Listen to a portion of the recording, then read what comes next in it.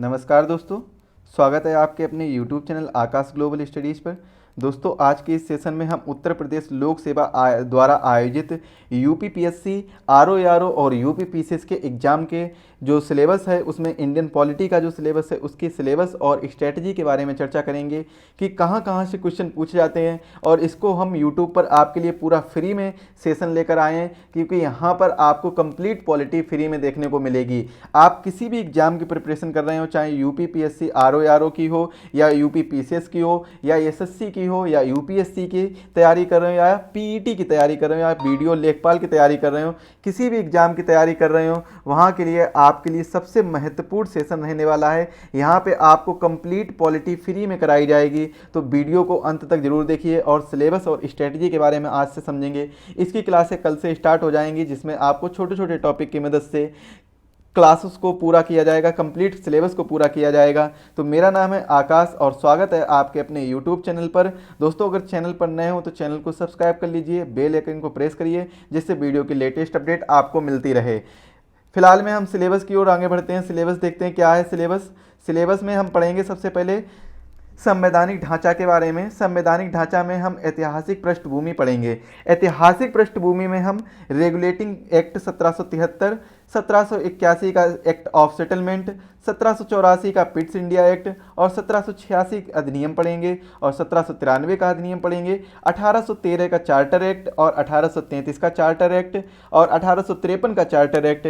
इसके बाद में ये कंपनी रूल जब समाप्त हो जाएगा, इसके बाद हम पढ़ेंगे क्राउन रूल। इसके बाद हम किसके बारे में पढ़ेंगे? क्राउन रूल के बारे में पढ़ेंगे। यानी आपको पता होगा कि 1773 से 1853 तक के जितने भी एक्ट आए हैं ये सभी किसके अंतर्गत आते हैं? ये सभी कंपनी शासन के अंतर्गत आते हैं। तो कंपनी शासन के अंतर्गत ये सभी एक्ट आए थे। तो ये 1853 के एक्ट के बाद जब 1858 का भारत सरकार अधिनियम आया, ये क्राउन शासन के अंतर्गत, क्राउन रूल के अंतर्गत आया है।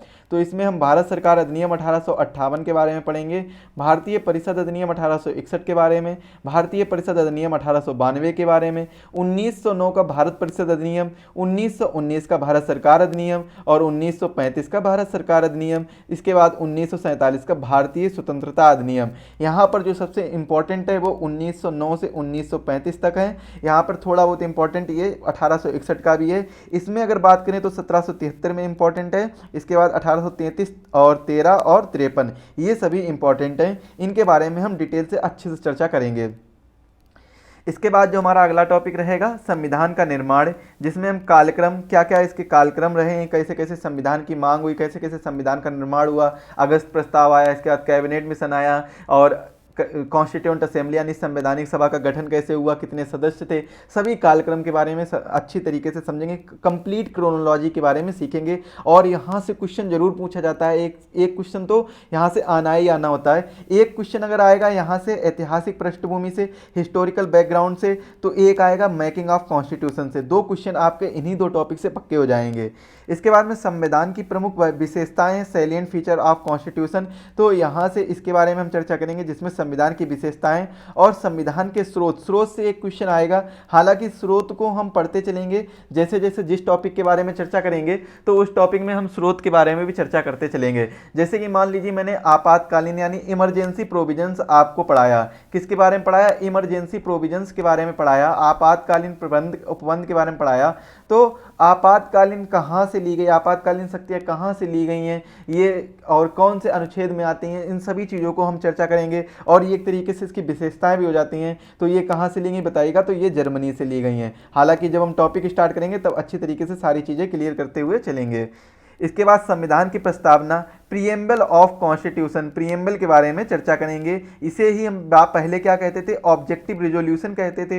इसकी विशेषताओं के बारे में चर्चा करेंगे। इसके जो कुछ प्रमुख शब्द हैं जैसे कि संप्रभुता, समाजवादी, धर्मनिरपेक्ष, लोकतांत्रिक, गणतंत्र, न्याय, स्वतंत्रता, बंधुता और समानता, इन सभी शब्दों के बारे में चर्चा करने के बाद में हम प्रस्तावना के महत्व के बारे में चर्चा करेंगे और प्रस्तावना में संशोधन कब कब हुए इनके बारे में चर्चा करेंगे।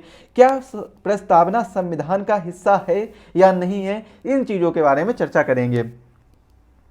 इसके बाद में संघ और उसका राज्य क्षेत्र, जो हमारा पार्ट नंबर 1 है, कॉन्स्टिट्यूशन का पार्ट 1 है, इसके बारे में चर्चा करेंगे, जिसमें हम राज्यों के पुनर्गठन के लिए संसद की शक्तियां और धर आयोग, जेबीपी समिति और फजल अली आयोग, इन सभी चीज़ों के बारे में चर्चा करने के बाद में 1956 में के बाद नए राज्यों और केंद्र शासित प्रदेश जो बने हैं इनके बारे में चर्चा करेंगे। 1956 में जो राज्य पुनर्गठन आयोग आया था, तो राज्य पुनर्गठन से किन किन राज्यों की स्थापना हुई, इन सभी चीज़ों के बारे में डिटेल समझेंगे, क्योंकि यहाँ से एक क्वेश्चन जरूर पूछा जाता है। इसके बाद में नागरिकता में जो प्रमुख टॉपिक हैं, जैसे कि संवैधानिक प्रावधान, नागरिकता अधिनियम 1955, भारत की विदेशी नागरिकता और एनआरआई और ओसीआई कार्ड धारक की तुलना, इन सभी चीज़ों के बारे में चर्चा करेंगे। यानी सिटीजनशिप को हम पढ़ेंगे, सिटीजनशिप को हम अच्छे से देखेंगे और यहाँ से क्वेश्चन पूछे जा सकते हैं। और ये आपको बता दें कि इसकी नॉलेज तो आपको नॉर्मल होनी ही चाहिए, क्योंकि एक इंपॉर्टेंट टॉपिक है कॉन्स्टिट्यूशन की दृष्टि से और आपके जनरल लाइफ की दृष्टि से, मतलब जो एक तरीके से कह लीजिए सोशल लाइफ या सामाजिक जीवन की दृष्टि से बहुत ही इंपॉर्टेंट टॉपिक है नागरिकता। क्योंकि हमें नॉलेज होनी चाहिए कि नागरिकता कैसे मिलती है, नागरिकता का त्याग कैसे हो जाता है, नागरिकता छीनी कब जाती है, नागरिकता हम कब छोड़ सकते हैं, कब ले सकते हैं, ओसीआई कार्ड धारक क्या होता है, एनआरआई कौन होते हैं, कार्ड धारक, ये सभी चीज़ें क्या होती हैं, कौन से अधिकार किन नागरिकों को प्राप्त हैं, कौन से अधिकार किन नागरिकों को प्राप्त नहीं है, भारतीय नागरिकों को कौन से अधिकार प्राप्त है, इन सभी चीज़ों के बारे में हम चर्चा करेंगे। और नागरिकता के संबंधित जो भी हमारे अनुच्छेद हैं 5 से 11, इनको हम डिटेल से समझेंगे, क्योंकि यहाँ से क्वेश्चन बन सकता है एक ना एक, हर एग्जाम में कहीं ना कहीं से ये क्वेश्चन पूछा जा सकता है। इसके बाद में नागरिकता को जब हम पढ़ लेंगे, इसके बाद में विशेष चर्चा रहेगी हमारी मौलिक अधिकारों के बारे में, फंडामेंटल राइट्स के बारे में विशेष चर्चा रहेगी, क्योंकि फंडामेंटल राइट से एक क्वेश्चन जरूर पूछा जाता है, क्योंकि फंडामेंटल राइट से कभी कभी एक क्वेश्चन या 2 क्वेश्चन पूछ लिए जाते हैं।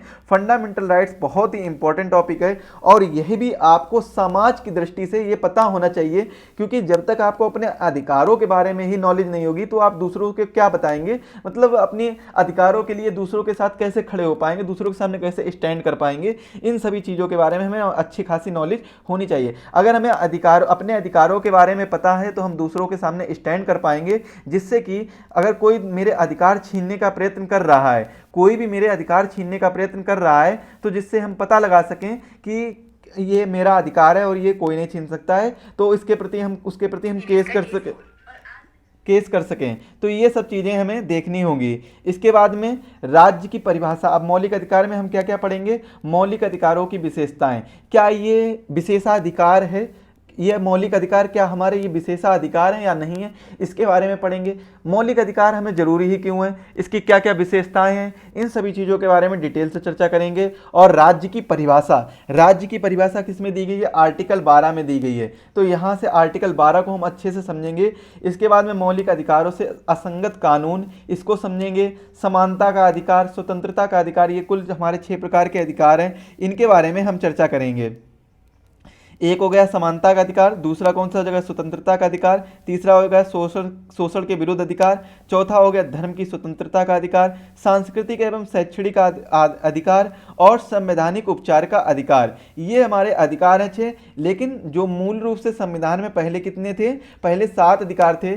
संपत्ति के अधिकार को हटाया गया है, किसके अधिकार को हटाया गया है, संपत्ति के अधिकार को हटाया गया है, इसके बारे में भी हम चर्चा करेंगे। और ये हटाकर कहाँ पर पहुँचा दिया गया है, अनुच्छेद 300 का में यानी 300A में पहुँचा दिया गया है, इसके बारे में भी हम यहाँ पर भी चर्चा करेंगे और बाद में जब 300 का के बारे में पढ़ेंगे तब भी चर्चा करेंगे। इसके बाद में सशस्त्र बल और मौलिक अधिकारों के बारे में चर्चा करेंगे कि कैसे मिलिट्री फोर्स के या फिर मिलिट्री फोर्स होता है वहाँ पर हमारे अधिकार कहाँ तक सीमित रहते हैं, और जो मिलिट्री एरिया होता है वहाँ पर हमारे अधिकार कहाँ तक सीमित रह सकते हैं। इन सभी चीज़ों के बारे में चर्चा करने के बाद में हम मौलिक अधिकारों की कुछ अपवादों के बारे में चर्चा करेंगे कि कौन से अधिकार हैं जो भारतीय नागरिकों को प्राप्त हैं, कौन से अधिकार हैं जो भारतीय और विदेशी दोनों नागरिकों को प्राप्त है, और कौन से अधिकार हैं जो केवल विदेशी को प्राप्त हैं और कौन से अधिकार हैं जो केवल भारतीयों को प्राप्त हैं। इन सभी चीज़ों के बारे में चर्चा करने वाले हैं। इसके बाद में राज्य के नीति निर्देशक तत्व के बारे में अच्छे से समझेंगे, जो कि अनुच्छेद 36 से 51 तक, कहाँ से 36 से 51 तक इनको हम पढ़ेंगे। मौलिक अधिकार 12 से 35 तक पढ़ेंगे, इनको पढ़ेंगे 5 से 11 तक। तो इन सभी चीज़ों को हम अच्छे से पढ़ेंगे। इसके बाद में मौलिक कर्तव्य जो 51A में दिए गए हैं, 11 मौलिक कर्तव्य हैं, इनके बारे में चर्चा करेंगे। कौन सा मौलिक कर्तव्य जो 11वां मौलिक कर्तव्य कब जोड़ा गया, इन सभी चीज़ों के बारे में वेरी डिटेल से चर्चा करेंगे। और इसके बाद में एक इंपॉर्टेंट टॉपिक और रहेगा हमारा संविधान का संशोधन। यहाँ से एक क्वेश्चन जरूर पूछा जाता है, एक क्वेश्चन यहाँ से संविधान के संशोधन से जरूर पूछा जाएगा, तो यहाँ से हम चर्चा करेंगे। तो इसमें बहुत ही इंपॉर्टेंट जो भी हमारे संशोधन रहेंगे सभी के बारे में चर्चा करेंगे, बहुत ही अच्छे से चर्चा करेंगे।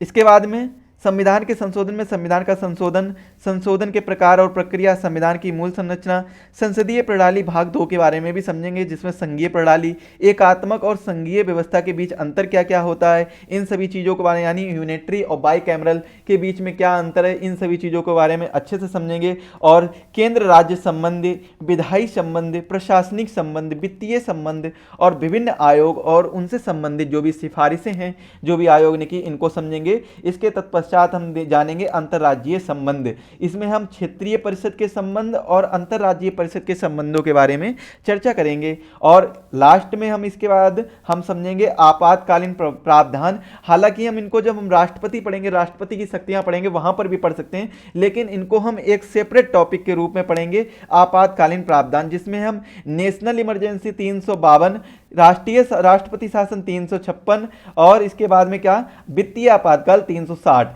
इन अनुच्छेदों के बारे में डिटेल से चर्चा करेंगे। भाग 3 और भाग 4 का तुलनात्मक अध्ययन करेंगे। क्योंकि तुलनात्मक अध्ययन इसलिए करेंगे क्योंकि यहाँ से जितने भी हम मान लीजिए राष्ट्रपति के बारे में पढ़ रहे हैं, जब हम केंद्र सरकार में राष्ट्रपति के बारे में पढ़ेंगे, केंद्र सरकार में किसके बारे में पढ़ेंगे, राष्ट्रपति के बारे में, तो वहीं हम राज्य सरकार में किसके बारे में पढ़ लेंगे, गवर्नर के बारे में पढ़ लेंगे। ये तुलनात्मक अध्ययन हो गया। जब यहाँ पर हम वाइस प्रेसिडेंट के बारे में पढ़ेंगे तो यहाँ पर जो वाइस गवर्नर है उनके बारे में पढ़ लेंगे। जब यहाँ पर हम प्रधानमंत्री के बारे में पढ़ेंगे तो यहाँ पर हम सीएम के बारे में पढ़ लेंगे। जब यहाँ पर हम काउंसिल ऑफ मिनिस्टर के बारे में पढ़ेंगे, जो केंद्रीय मंत्रिपरिषद है, तो यहाँ पे स्टेट काउंसिल ऑफ मिनिस्टर के बारे में पढ़ लेंगे, यहाँ पर स्टेट काउंसिल ऑफ मिनिस्टर के बारे में पढ़ लेंगे। जब यहाँ पर हम कैबिनेट समितियों के बारे में पढ़ लेंगे तो यहाँ पर भी हम कुछ कैबिनेट समितियों के बारे में पढ़ लेंगे। और यहाँ पर जब हम पार्लियामेंट संसद के बारे में पढ़ेंगे, पार्लियामेंट संसद के बारे में पढ़ेंगे, तब यहाँ पर हम लेजिस्लेचर यानी विधानमंडल के बारे में पढ़ लेंगे। किसके बारे में पढ़ लेंगे, लेजिस्लेचर के बारे में पढ़ लेंगे। जब यहाँ पर हम कुछ यहाँ पर मान लीजिए पार्लियामेंट में जब हम लोकसभा और राज्यसभा पढ़ेंगे तो इसी में लेजिस्लेचर में हम विधानसभा और विधान परिषद के बारे में पढ़ लेंगे। जब यहाँ पर हम सुप्रीम कोर्ट पढ़ेंगे तो इसी जगह पर हम हाई कोर्ट को कवर कर लेंगे। जब यहाँ पर हम हाई कोर्ट के साथ ही साथ में हम किसको, डिस्ट्रिक्ट कोर्ट को भी साथ में कवर कर लेंगे। इसके बाद में यहाँ पर जैसे और कौन सी, जब यहाँ पर हम न्यायिक जो और भी न्यायालय हैं जैसे कि ग्राम न्यायालय के बारे में पढ़ेंगे, विलेज कोर्ट के बारे में पढ़ लेंगे, लोक अदालत के बारे में पढ़ लेंगे और इसके बाद में जो भी कुछ विशेष प्रबंध हैं उनके बारे में भी पढ़ते हुए चलेंगे। इसके बाद में यहाँ पर हम कुछ अन्य टॉपिक रहेंगे जैसे कि संसदीय समितियां हो गई, केंद्रीय कैबिनेट समितियां हो गई और संसदीय समूह, न्यायिक समीक्षा, न्यायिक सक्रियतावाद और जनहित याचिका, इनके बारे में भी चर्चा करेंगे। स्थानीय सरकार की बात की जाए तो पंचायती राज मोस्ट इंपॉर्टेंट टॉपिक है, यहाँ से एक क्वेश्चन तो पक्का आता है हर एग्जाम में। विकास और विभिन्न समितियां, 1992 का 73वां संविधान संशोधन, इसकी विशेषताएं क्या क्या थी, इन सभी चीज़ों के बारे में, और 1996 का पैसा अधिनियम, विस्तार अधिनियम, इसके बारे में भी चर्चा करते हुए चलेंगे।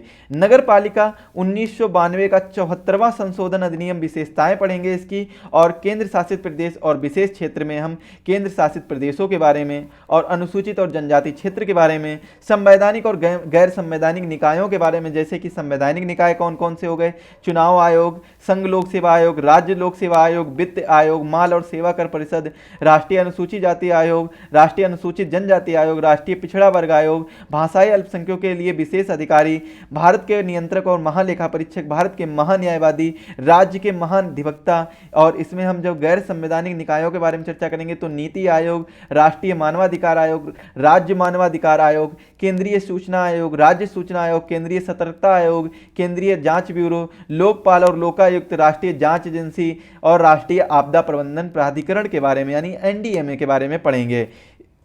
इसके बाद में राजनीतिक गतिशीलता, चुनाव कानून और चुनावी सुधार और संविधान के भाग और अनुसूचियां, इनके बारे में चर्चा करेंगे।